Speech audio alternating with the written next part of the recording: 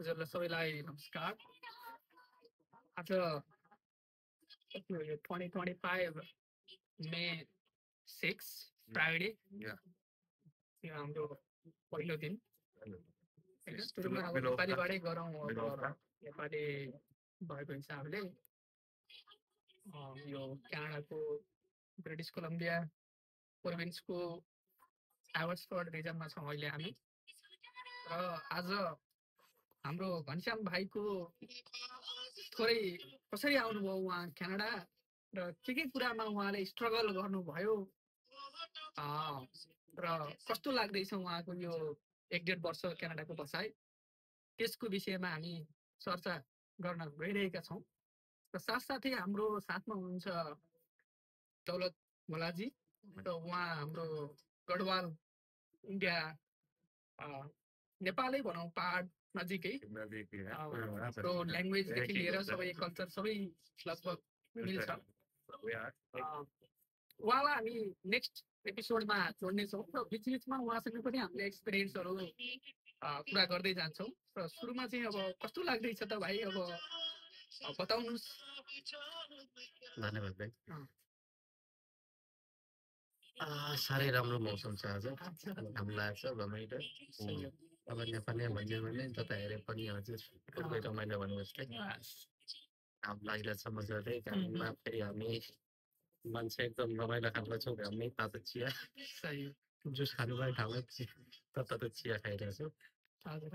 म पनि क्यानाडा आएको 1 वर्ष माथि नै भइसक्यो। अहिलेसम्म जे होस् राम्रै भइरहेछ। क्यानाडाले धेरै कुराहरू सिकाइरहेछ। अब सुरुदेखि नै कुरा गर्दाखेरि क्यानाडाको यात्रा अब एउटा मध्यम वर्ग परिवारमा हुर्किएको मान्छे। हजुरलाई मैले बिचमा रोकेँ, क्यानाडा जानुपर्छ भनेर चाहिँ कसरी मोटिभेट हुनुभयो तपाईँ? +2 गरिसकेपछि त्यहाँबाटै जोडौँ। यस्तो थियो दाइ, त्यो चाहिँ क्यानाडा आउनको लागि मेरो आफ्नो रहर चाहिँ थिएन। +2 सकेपछि खासमा चाहिँ अब इन्जिनियरिङ गरौँ भन्ने सोच थियो। साइन्समा गर्नु साइन्स गरेको। त्यसपछि इन्जिनियरिङ गरौँ भनेर काठमाडौँ अब कोर्सको अब इन्ट्रान्सको लागि तयारीको लागि काठमाडौँ आएको मान्छे। मेरो अङ्कलले गर्दा चाहिँ सिधै आर्ट्स क्लासमा गएर एडमिसन भएँ। गएर क्लास अब आर्ट्स क्लासमा क्लासहरू दियो। अब त्यतिकै गऱ्यो। अस्ट्रेलियाको लागि ट्राई गरेको सुरुमा। अस्ट्रेलिया ट्राई गरेको, अब रिजेक्सन भयो। त्यतिखेर रिजेक्सनको चान्स धेरै नै थियो। रिजेक्ट भइसकेपछि अब सबैले एकचोटि बाहिर जाने सोच गरिसकेको छ। बाहिर जानु त भनेर त्यतिखेर अप्सनमा थियो क्यानाडा, युएसए पनि थियो छन चाहिँ। अब क्यानाडा एकदम त्यतिखेरको भिजा रेट 100%, अहिले धेरै नै टाइट छ। अन्त अब क्यानाडा जाऊँ भनेर क्यानाडाको लागि एप्लाई गर्यो। एप्लाई गरेपछि केही दिनमै हालो पनि आइहाल्यो। आइसकेपछि अब डकुमेन्टेसनहरू सबै रेडी गरेर त्यसपछि पासपोर्ट प्रिपेयर रिक्वेस्ट पनि आइहाल्यो। पासपोर्ट रिक्वेस्ट त्यसपछि भिजा ग्यारेन्टी भइसकेपछि दसैँको बेला थियो सायद, त्यही दसैँको बेला भिजा आयो भनेपछि एकदम खुसी पनि लाग्यो। त्यसपछिको स्ट्रगल, त्यसपछिको दुःख के कस्तो हुन्छ भन्ने थाहा थिएन हामीलाई त्यतिखेर। बस क्यानाडा जानु पऱ्यो, भिजा लाग्नु पऱ्यो, त्यति थियो। त्यसपछि अब त्यसपछि क्यानाडाको लागि अब फ्लाइटहरू सबै रेडी थियो। फ्लाइटमा परिमा चढेको मान्छे चढियो। आउँदाखेरि मेरो 2 ठाउँमा ट्रान्जिट, एउटा हङकङ र एउटा नारिता। नारिता जापान, एकदम राम्रो जापान। हङकङमा ट्रान्जिट, त्यहाँ 3 घन्टा ट्रान्जिटमा चाहिँ अलमोस्ट फ्लाइट झन्डै क्यान्सल नै भयो जस्तो, फ्लाइट मिस्ड भएको झन्डै। अब एउटा गेटमा बसेको थियो, जुन गेटमा हाम्रो बोर्डिङ पास हुने थियो, त्यो गेटमा हाम्रो बसिरहेको थियो। भरे गेट चेन्ज भएछ, गेट नम्बरै। त्यसपछि फ्लाइट हुनु 15-20 मिनट पूर्व नै कस्टमर सर्भिसबाट पुगेपछि यस्तो यस्तो भयो भनेर अनि त्यसपछि हामीलाई अर्को गेट नम्बर बताएर हतार मेट्रो चढेर फ्लाइट क्यान्सल गरिदियोस् अनि त्यसपछि आएर यता नारिताबाट चाहिँ एयर क्यानाडा छ एयर क्यानाडामा क्याथे पेसिफिकमा आएको त्यसमा त राम्रै छ एयर क्यानाडा छिरेपछि चाहिँ म त होइन क्यानाडा होइन म त फेरि नेपालतिरै इन्डियातिरै पो जाँदैछु जस्तो लाग्यो एकछिन चाहिँ त्यहाँ किन त्यस्तो मान्छे पन्जाबी ओके अनि अलिकति जुन हिसाबले एउटा फ्लाइटमा एक्सपेक्टेसन थियो तपाईँको क्यानाडा आउने भनेपछि सबै एकदम गोरे टाइपको अमेरिकन क्यानाडियन हुन्छ भन्ने थियो होइन त्यो हिसाबले कस्तो लागेको थियो एकदम पन्जाबीहरू अनि इन्डियन नेपाली सबै अनि अलिक जुन वेस्टर्न हिसाबले जुन म्यानर्स जुन उहरू हुनुपर्ने एकदम त्यो चाहिँ ल्याक गर्थ्यो कि हल्ला खल्ला धेरै यताउता अब गाउँमा देशी स्टाइल कस्तो हुन्छ अनि त्यसै गरेर भ्यान्कुभर आइपुग्यो हाम्रो दाइ हुनुहुन्थ्यो पछि दाइले सुरुमै कल गराएको थियो अनि आउने बित्तिकै अब इमिग्रेसनमा अब के अरे स्टडी पर्मिटको लागि त्यहाँनिर स्टडी पर्मिटहरू लियो अरे अनि त्यसपछि दाइ आएर त्यहाँ चाहिँ हजुरलाई के सोच्यो त के क्वेसन्सहरू जस्तो इमिग्रेसन अफिसरले अब एक दुईवटा यसो खासै त्यतिखेरको जुन म आउने समय थियो समयमा एक त स्टुडेन्टहरू धेरै हजुर अनि अब प्रत्येक इच एन्ड एभ्री स्टुडेन्टलाई धेरै टाइम पनि लिँदैन थियो ओके ओके अनि म्याक्सिमम् 5 मिनट 10 मिनट अब त्यो स्टडी पर्मिट प्रिन्ट आउट हुँदैछन् हजुर अब कुन पर्पजको लागि आएको अनि कुन ठाउँमा ओके अनि त्यही सोध्यो अब स्टुडेन्टमा आएको यो युनिभर्सिटी हो मेरो यस्तो यस्तो टपिक छ मेरो यो कोर्स त्यसको बादमा स्टडी पर्मिटहरू दियो त्यसपछि welcome to Canada okay that's good welcome to Canada त्यो आएको पनि तपाईँ कति एक वर्षभन्दा माथि भइसक्यो होइन डिसेम्बर 16 डिसेम्बर 14 डिसेम्बर 16 मा यहाँ 24 को हजुर अहिले 22 डिसेम्बरमा डिसेम्बरमा अहिले अप्रिल 5 months भइसक्यो लगभग अर्को वर्ष नि बित्न आँट्यो अब त्यही अनि बिचमा चाहिँ अब कस्तो लाग्यो त तपाईँलाई उहाँबाट आउँदाखेरि क्यानाडा आएपछि अब यहाँको एजुकेसन सिस्टम कस्तो होला तपाईँको कुन एक्सपेक्टेसन थियो यहाँ आउँदा रियालिटी के रहेछ त तपाईँले के एकदम ह्युज डिफ्रेन्स देख्नुभयो कि अब अलिअलि अरू साथीहरूबाट तपाईँले थाहा पाइसक्नु भएको थियो क्यानाडा पनि अब त्यस्तो छैन डिफिकल्ट छैन त्यस्तै हो भन्ने थियो कि के छ हजुरको क्यानाडाको बारेमा चाहिँ एक त नलेज केही थिएन अनि अब अस्ट्रेलिया रिजेक्सन भइसकेपछि बाहिर कन्ट्री अब जुन भए पनि अब छिर्नु भन्ने हो अनि रिसर्च पनि खासै गरिएन त्यति बेला अब सोच चाहिँ मेन्टालिटी चाहिँ के थियो भन्दाखेरि एक त डलर नेपालमा डलर भनेको चाहिँ एकदम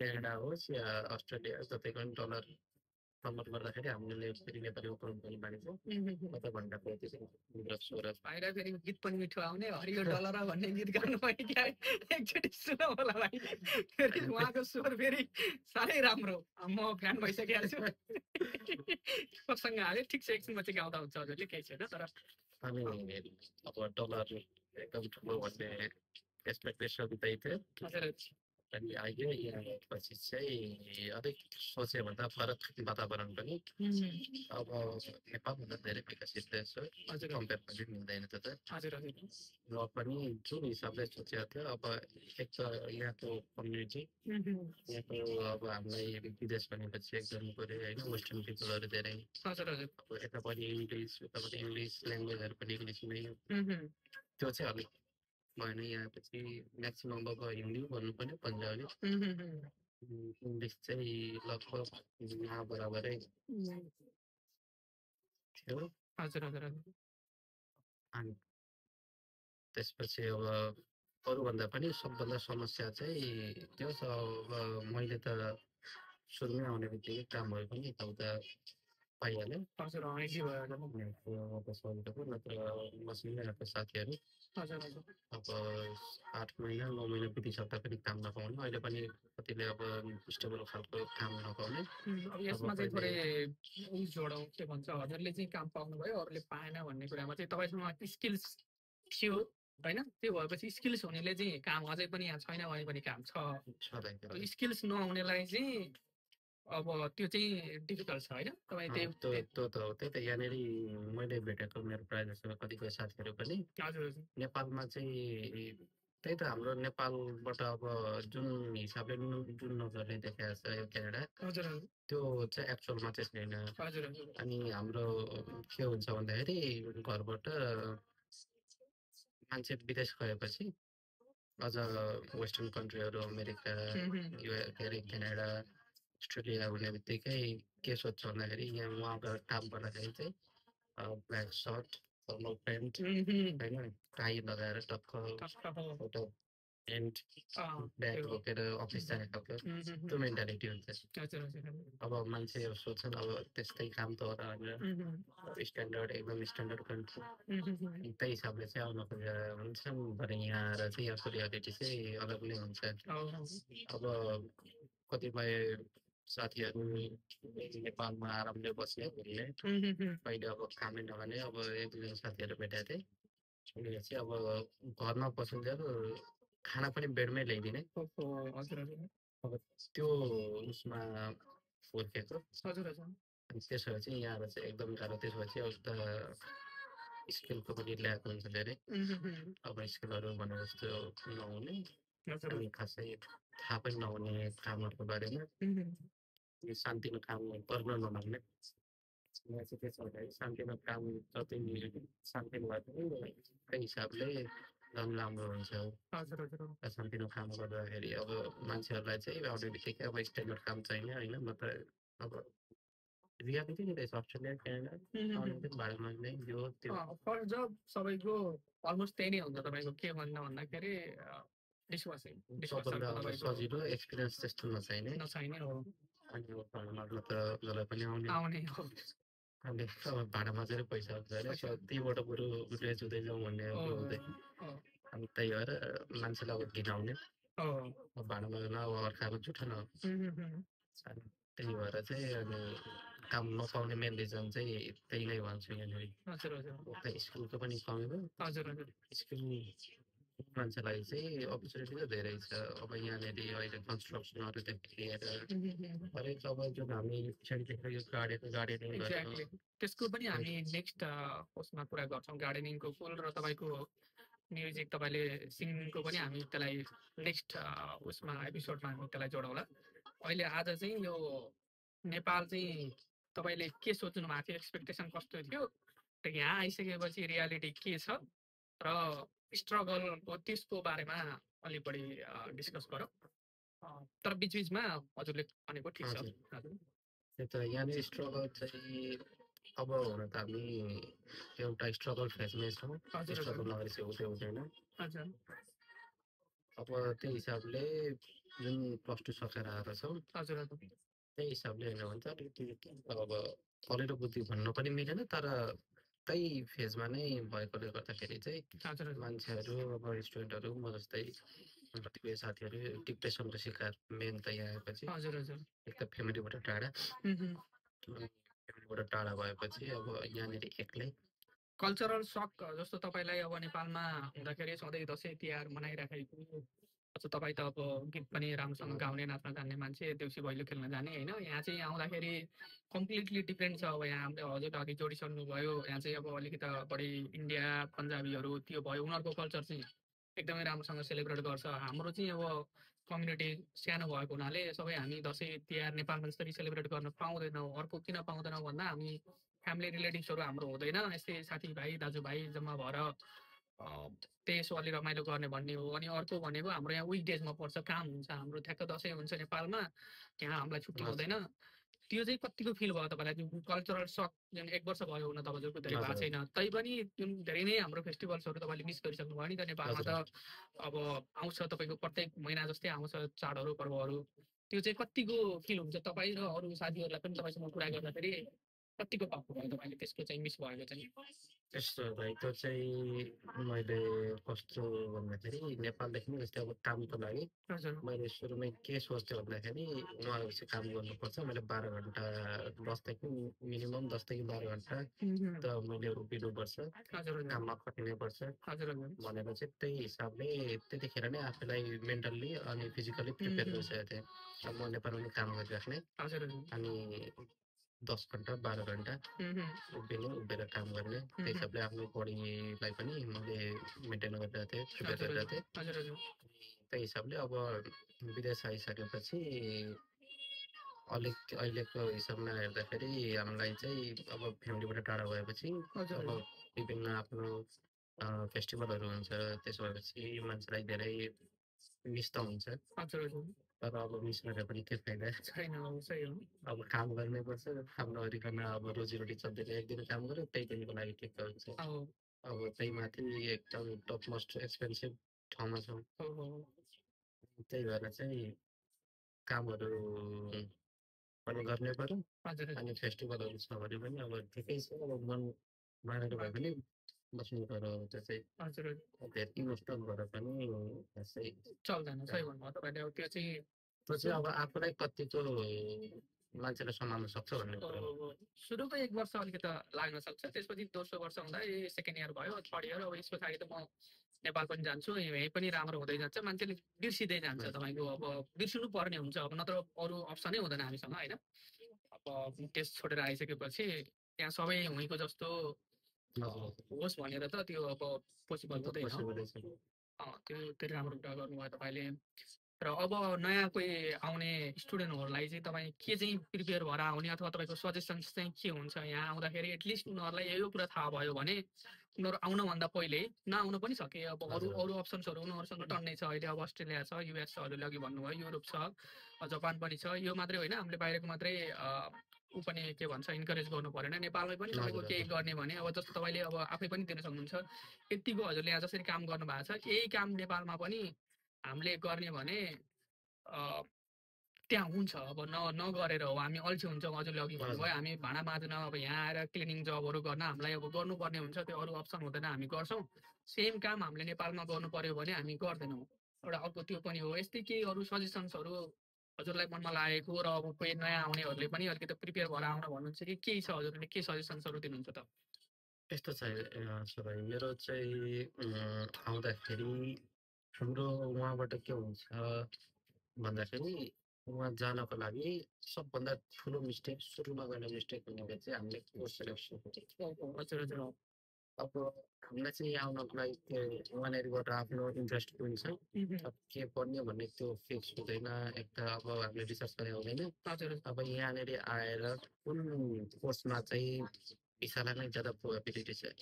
जस्तै मैले अस्ट्रेलिया गर्दा पनि मैले आइटीको लागि गरेको थिएँ, त्यतिखेर एउटा ट्रेन्ड जस्तै थियो कि आइटी के पढ्ने आइटी भिसा दिने।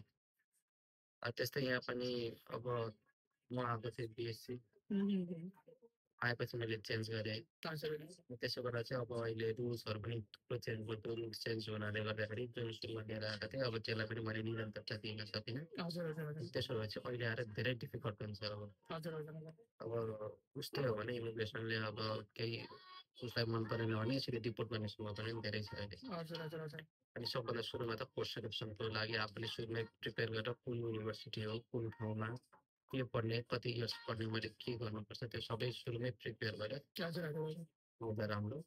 दोस्रो भनेको काम स्किलहरू। अब जुनसुकै स्किलहरू अब अलिअलि भए पनि नलेज चाहिँ हुनुपर्छ स्किलहरूको चाहिँ। अब म उहीँ गएर सिक्छु अब भन्दाखेरि चाहिँ अलिक गाह्रो नै हुन्छ यहाँनिर चाहिँ। अब हरेक फिल्डमा जस्तै अब अहिले त टिम सर्ट, टिम मोटरहरू भयो, अब रेस्टुरेन्ट फिल्डमा धेरै जस्तो स्टुडेन्टले पाउने भनेको रेस्टुरेन्ट फिल्डमा देखिने हो। बाँकी फिल्डहरूमा पनि अब अलिअलि नलेज नभइकन चाहिँ यहाँहरूमा सबै नलेज लिने गर्छु अनि काम सुरु गर्छु भन्दा चाहिँ मान्छेले खोज्ने भनेको एक्सपिरियन्स हो, कतिवटा स्किल छ, त्यही हिसाबले त राख्ने हो। मलाई पनि सुरुमा आउँदाखेरि आएर मैले काम गरेपछि म त अब सुनि होटल ट्रेनिङ गरेर आएको। अनि त्यसो हुनाले गर्दाखेरि अब मेरो काम चाहिँ अब उनीहरूलाई राम्रो लाग्यो।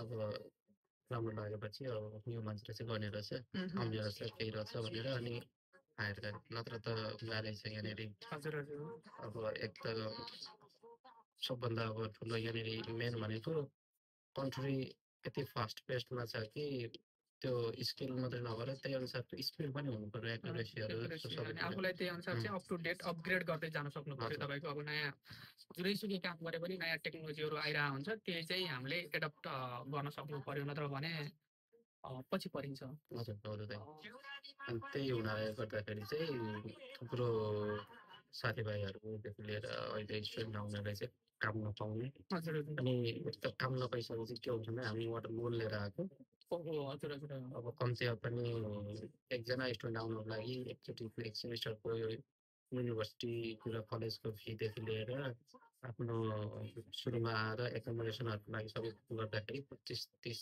लाख नेपाली मिनिमम त हुन्छ त्यति अब सबैको एउटा पनि हुँदैन स्ट्यान्डर्ड पनि हुँदैन त्यति अब आफ्नै पैसा खर्च गरेर आउनलाई लोनै लिएको हुन्छ त्यसपछि अब कतिपयले अब ब्याजमा लिएको हुन्छ त्यो चाहिँ तपाईँहरूको 1 वर्षको लागि ट्युसनहरू इन्क्लुड गरेर होइन त्यो 4 वर्षको कोर्स छ भने 4 इयर्सको त्यसमा इन्क्लुड त हुँदैन नि 4 इयर्सको हुँदैन कतिपयले 1 इयर्सको हुन्छ कतिपयले 1 सेमिस्टरको मात्रै पनि अथवा 2 सेमिस्टर त्यति पे गरेर आएको हुन्छ अनि त्यसो हुँदाखेरि चाहिँ अब यहाँ आएर अब तुरुन्त इन्स्ट्यान्ट काम नपाउने अनि त्यसपछि अब कोठा भाडाहरू रुम रेन्टहरूदेखि लिएर सबै महँगो अब त्यो पनि काम नभएपछि त्यो पनि म्यानेज गर्न नसक्ने अब के गर्ने भन्दाखेरि घरबाट पैसा मगाउनु पर्यो त्यसो हुँदाखेरि अब एक त लोन लिएर आएको चाहिँ अब पैसा नभएपछि घरबाट माग्नु पनि अप्ठ्यारो अब मनले पनि दिँदैन अनि नमाग्नु पनि हुँदैन त्यसो भए चाहिँ नि स्ट्रेस पर्दै जाने